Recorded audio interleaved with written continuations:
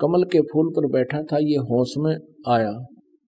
ये युवा था, जवान था, तो इसने देखा कि मैं कहाँ बैठा हूँ, सब जगह जल ही जल है, कोई धरती पृथ्वी दिखाई नहीं दे रही है।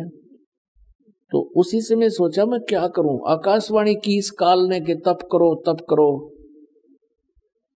1000 वर्ष तक तप किया ब्रह्मा जी ने। फिर कहा सृष्टि करो। अब इसकी बैटरी चार्ज करा दी तप करके, इसमें सिद्धि आ गई और इसको फिर रजोगुण युक्त ये था ही और क्रिया दे दी कि तो सब उत्पत्ति जीवों की उससे नहीं होती, उसके अंदर रजोगुण के कारण हम प्रभावित हो जाते हैं। जैसे मिर्च है, अब मिर्च है, एक 2-3 कमरे हों और उसमें एक रसोई होती है, रसोई में छोंक लगा मिर्चों का, और तीसरे कमरे में बैठे हुए व्यक्ति छीकम छीक हो जाते हैं, क्योंकि वो साकार वस्तु तो रसोई में, उसका निराकार जो गुण है जाकर के वह प्रभावित कर रहा है। ऐसे इन ब्रह्मा विष्णु महेश से निकल रही ये तरंगे हम सभी प्राणियों को प्रेरित कर रही हैं, और उन्हीं के आधार से, हम तीनों के आधार से यहाँ अपनी अपनी क्रिया में विवश हैं करने के लिए। जैसे किसी ने शराब पी ली तो उसका बस की बात नहीं, वो कहीं कहीं पैर टेक कर कैसे बोला बांगा बांगा चल रहा है, ऐसे हम बांगे बांगे चलना हर ओरक में बोलना है, हमारे ये नशे हो रहे हैं। तो इस तीनों गुणों से ऐसे होगा। तो ऋषि महर्षियों ने साधनाएं की उस हठ योग से, क्योंकि ब्रह्मा जी ने सोचा ये आकाशवाणी परमात्मा की है, और वह थी इस काल की, क्योंकि गुप्त रहता है, सबके सामने नहीं आता, अपनी योग माया से छुपा रहता है ये साकार। जैसे गीता जी अध्याय नंबर 7 के श्लोक नंबर 24-25 में स्पष्ट कर रहा है, ये अबुद्धि लोग, बेबुद्धि लोग यानी अज्ञानी जन समुदाय मुझको कृष्ण की तरह मनुष्य जन्म में आया हुआ मानते हैं, क्योंकि बोल कृष्ण मरा था, कहता मैं कृष्ण नहीं हूं, मैं कभी भी किसी के सामने व्यक्त नहीं होता, साकार में नहीं आता, ये मेरा अवय अनुतम घटिया अटल सिद्धांत है, और मैं अपनी योग माया से छुपा रहता हूं, मैं किसी के समक्ष नहीं आता। गीता जी अध्याय नंबर 4 के श्लोक नंबर 5 और 9 में कहा है कि मेरे और तेरे बहुत जन्म हो लिए, मेरे जन्म और कर्म अलौकिक हैं। ऐसे उसके कर्म अलौकिक हैं, वो समक्ष नहीं आता किसी के अंदर प्रवेश करके या वैसे प्रेरित करके या उनके अंदर कुछ ऐसे गुण पैदा करके अपना उल्लू सीधा करता रहता है। तो ऋषि महर्षियों ने परमात्मा पाने के लिए, ब्रह्मा जी को वेद तो बाद में मिले हैं, वेदों में कहीं भी हठ योग का जिक्र नहीं है, बल्कि सख्त मनाही की है कि मूर्ख लोग करते हैं जो हठ योग करते हैं, क्योंकि वेद परमात्मा कबीर जी द्वारा दिए गए और वो एज इट इज इस काल ने आगे दे दिए गए। गीता जी अध्याय नंबर 17 के श्लोक नंबर 1 से लेकर 7 तक कहा है। जैसे गीता जी अध्याय नंबर 16 के श्लोक नंबर 23 में कहा कि जो शास्त्र विधि को त्याग कर मनमाना आचरण करते उनको न तो सुख होता है, न कार्य, न कोई सिद्धि प्राप्त होती है और न उनकी गति होती है, यूजलेस।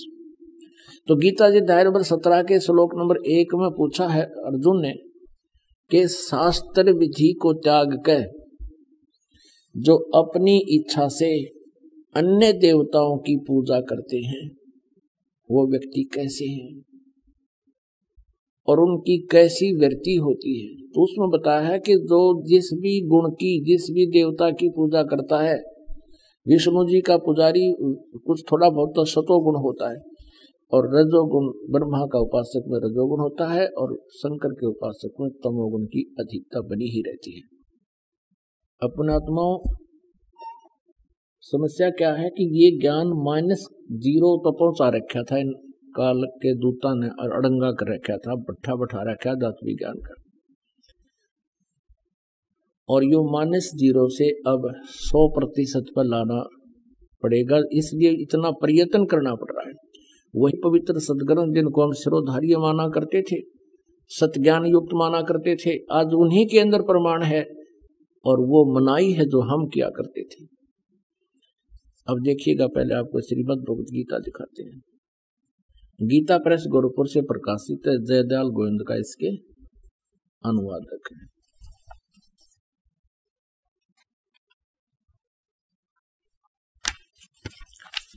अब देखिएगा गीता जी अध्याय नंबर 16 और श्लोक नंबर 23 में कहा है कि जो पुरुष शास्त्र विधि को त्याग कर अपनी इच्छा से मनमाना आचरण करता है, अपने मनमाने जाप करता है, मनमानी पूजाएं करता है, जो गीता और वेदों में वर्णित नहीं उसके विरुद्ध करता है, तो वह न सिद्धि को प्राप्त होता है, न परम गति को, और न सुख को ही। अब 16वें अध्याय के 24वें श्लोक, ये अंतिम श्लोक है 16वें अध्याय का। इससे तेरे लिए इस कर्तव्य और अकर्तव्य की व्यवस्था में शास्त्र ही प्रमाण है। ऐसे जानकर तू शास्त्र विधि से नियत कर्म ही करने योग्य है। तुरंत ही अर्जुन ने पूछा। अब 17वें अध्याय में अथ सप्तदशो अध्याय 17वां अध्याय प्रथम मंत्र में, हे कृष्ण, जो मनुष्य शास्त्र विधि को त्याग कर श्रद्धा से युक्त हुए देव आदि पूजन करते हैं, उनकी स्थिति फिर कौन सी है? सात्विक है अथवा राजसिक है या तामसिक? अब नंबर 2 17वें अध्याय का दूसरा श्लोक, मनुष्यों की वह संस्कार से रहित स्वभाव से उत्पन्न श्रद्धा सात्विक और राजसिक तथा तामसी ऐसे 3 प्रकार की होती है, उसको मुझसे सुन। अब ये काल कह रहा है, ये श्री भगवान उवाच, ये गीता ज्ञान दाता श्री कृष्ण में प्रवेश करके बोल रहा है, वो मुझसे सुन। तीसरे में कहा है कि हे भारत, सभी मनुष्यों की श्रद्धा उनके अंतःकरण के अनुरूप होती है, और यह पुरुष समुदाय, इसलिए जो पुरुष जैसी श्रद्धा वाला होता है वह स्वयं भी वैसा ही है, यानी जिस इष्ट की पूजा करता है वो वैसा ही है।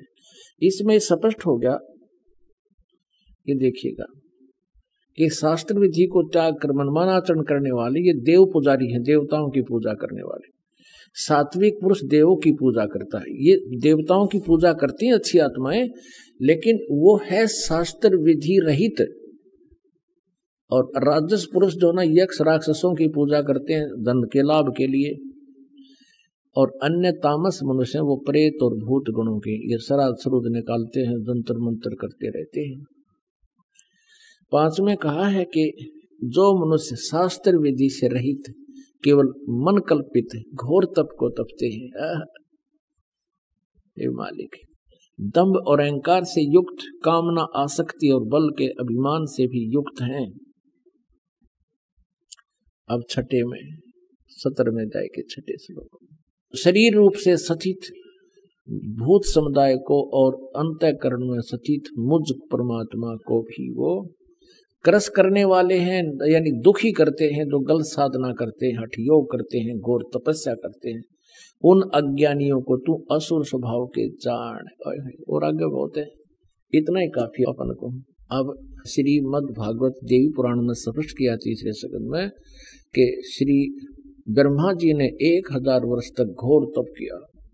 अब करवाया इस काल ने आकाशवाणी करके, वेदों और गीता में तो मना किया है ये घोर तप जो तपते हैं वो तो असुर स्वभाव को धारण किए हुए और मुझे भी परेशान करते हैं, क्योंकि इस शरीर के अंदर सभी देवताओं का वास है और काल निरंजन भी इसी में रहता है, संसार कमल में, यानी